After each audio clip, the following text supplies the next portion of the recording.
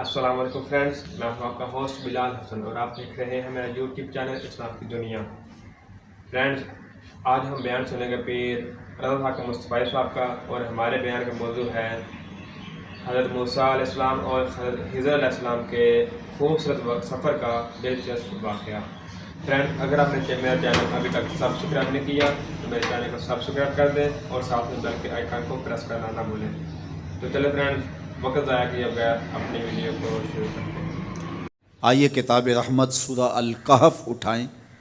اللہ تعالیٰ نے ایک واقعہ بیان کیا ہے حضرت موسیٰ اور حضرت خضر علیہ السلام کا، کہ حضرت موسیٰ علیہ السلام عزم مصمم کر کے جب چلے تو اللہ فرماتا ہے کہ ہم نے حضرت موسیٰ علیہ السلام کو جس بندے کی نشانی بتائی تھی وہ بندہ ان کو وہاں مل گیا۔ سفید چادر اوڑھے حضرت خضر علیہ السلام وہاں لیٹے ہوئے تھے، تو یہ جا کے ان کے پاس کھڑے ہو گئے کہ حضرت میں آپ کی خدمت میں اس لیے آیا ہوں کہ اللہ نے آپ کو جو خصوصی علم عطا کیے ہیں میں ان کو سیکھنے کی غرض سے آپ کی چوکھٹ پہ آیا ہوں۔ کہا تم میرے ساتھ صبر نہیں کر پاؤ گے، معاملے مشکل ہیں، سفر دشوار ہے، منزل کٹھن ہے، اور میرے معاملات ایسے ہیں کہ تم اعتراض کرو گے اس کے بغیر تم رہ نہیں سکتے۔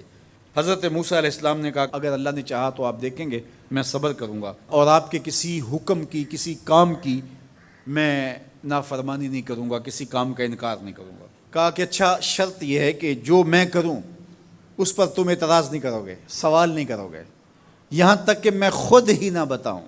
تو کہا کہ یہ شرط ٹھہری، میں کوئی بات نہیں کروں گا۔ فانطلقا، دونوں چل پڑے، دریا کے پار جانا تھا۔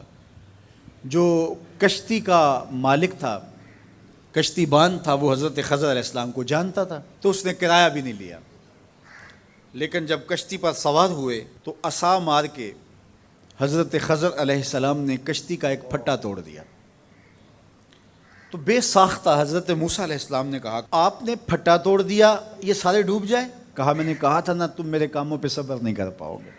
تو حضرت موسیٰ کو یاد آیا، کہا میں بھول گیا تھا، اس پر مواخذہ نہ کیجیے۔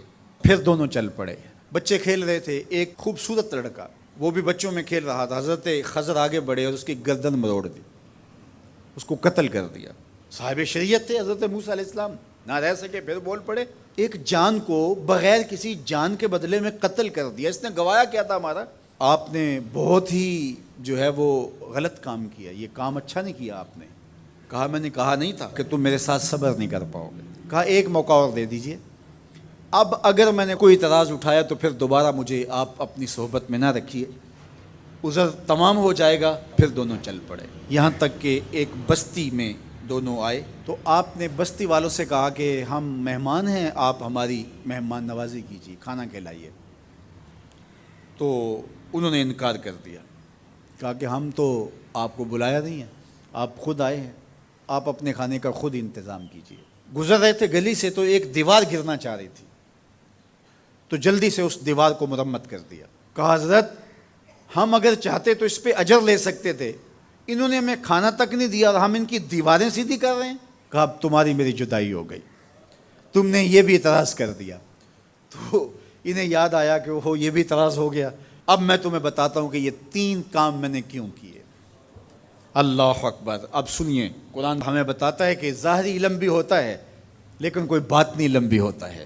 کہا وہ پہلی بات کشتی والی سنو، یہ 2 مسکین بچوں کی کشتی تھی، ان کے گھر کا چولہا اس کی کمائی سے جلتا تھا۔ دریا کنارے کنارے ایک ظالم بادشاہ رہا تھا جو لوگوں کی کشتیاں چھین رہا تھا، ہم نے تھوڑا سا عیب لگا دیا، وہ ٹوٹی کشتی چھوڑ کے چلا گیا۔ اب وہ تھوڑے سے پیسے لگا کے کشتی مرمت کرا لیں گے، گھر کا چولہا جلتا رہے گا، بتاؤ اچھا کیا یا برا کیا؟ کہا رہی بات اس بچے کی جس کو ہم نے قتل کیا، اس کے ماں باپ مومن تھے، نیک تھے، صالح تھے، بچے نے بڑا ہو کے بہت برا ہونا تھا، ہم نے اس کو قتل کر دیا، اللہ اس کے بدلے ان کو بہتر اولاد دے گا۔ علماء تفسیر نے لکھا ہے اس بچے کے بدلے میں اللہ نے ان والدین کو ایک بیٹی عطا کی جس کی نسل سے 70 نبی پیدا ہوئے۔ دیوار کی کہانی بھی سن لیجئے، یہ شہر کے 2 یتیم بچوں کی دیوار تھی اور اس کے نیچے ان کا خزانہ تھا اور ان کا باپ بڑا نیک تھا۔ خزانہ دیوار کے نیچے ہے، دیوار گرنا چاہ رہی ہے، کسی معمولی دھکے سے گر جاتی، دو ہی صورتیں تھیں، یا وہ بچے خود اپنا خزانہ اٹھا لیتے یا لوگ اٹھا کے لے جاتے. لوگ اٹھا کے لے جاتے پھر بھی ہاتھ میں کچھ نہ آیا، اور اگر وہ خود اٹھا لیتے تو بچے ہیں، بچپنے کی وجہ سے وہ اس کو اڑا دیتے. تو ہم نے اس کے اوپر دیوار کھڑی کر دی. جب تک وہ اس قابل نہیں ہو جاتے کہ یہ خزانہ نکال کے اس کو صحیح مصرف پہ لگا سکیں، اتنی دیر تک دیوار گرے گی نہیں. اللہ اکبر. وہ کسی وجہ سے دیوار قائم رہے گی، اور جب وہ اس عمر کو پہنچ جائیں گے جس عمر میں وہ اس خزانے کو سنبھال سکیں گے، تو پھر دیوار خود بخود گر جائے گی اور یہ خزانہ نکال کر کے اپنے کام پہ لے آئیں گے. میں جب پہلی مرتبہ اس کو جو ہے وہ غور کے ساتھ تلاوت کیا تو مجھے یہ لگا کہ اس کا انطباق پاکستان کے حالات پہ بھی ہو سکتا ہے، اس لیے کہ یہ بھی یتیموں کا سرمایہ ہے. کتنے یتیم روتے بلکتے رہ گئے اور ان کے سر سے جو ہے وہ سائے اٹھ گئے اس وطن کے لیے. لیکن میرے مالک نے اس ملک کے خزانوں پر گہرے پہاڑ اور بڑی بڑی دیواریں کھڑی کر دی ہیں. جب تک یہ قوم بلوغت تک نہیں پہنچے گی اتنی دیر تک وہ خزانے ظاہر نہیں ہوں گے.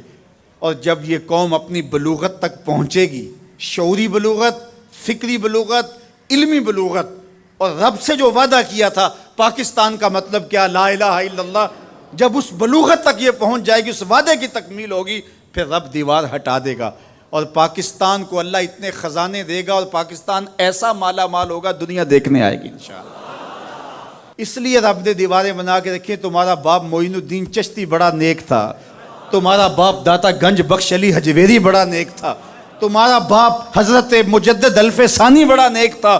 ان کی وجہ سے میں دیواریں کھڑی کر رہا ہوں اور مضبوط حصار لگا رہا ہوں تمہارے خزانوں پر. اور وہ وقت آئے گا جب تم بلوغت کی عمر کو پہنچو گے، دیواریں ہٹ جائے گی اور تمہارا وطن زمانے پہ مہکتے پھول کی طرح اور چمکتے ستاروں کی طرح اور روشن آفتاب کی طرح چمکتا اور مہکتا دکھائی دے گا، اور زمانہ پاکستان دیکھنے آئے گا، پاکستان دنیا کی قیادت کرے گا انشاءاللہ.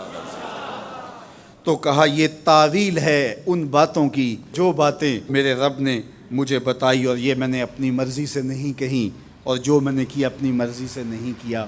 تو یہ باطنی باتیں ہیں.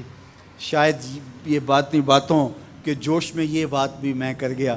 وہ کیا کسی نے کہا تھا کہ بھری محفل میں ایک راز کی بات کہہ دی، بڑا بے ادب ہوں سزا چاہتا ہوں. فرینڈ، یہ تھا آج کا خوبصورت اسلامک واقعہ جس سے ہمیں بہت کچھ سیکھنے کو ملتا ہے. اس سے ایک بات یہ بھی سیکھنے کو ملی کہ رب تعالیٰ کے نیک بندوں کی ہر بات، ہر عمل میں کوئی نہ کوئی حکمت ضرور ہوتی ہے، جسے سمجھنا ہر شخص کے بس کی بات نہیں ہوتی. تو فرینڈز، آپ کو یہ واقعہ کیسا لگا؟ اپنی قیمتی رائے کا اظہار کمنٹ سیکشن میں ضرور کریں. ملتے ہیں نئی ویڈیو کے ساتھ، تب تک کے لیے اللہ حافظ.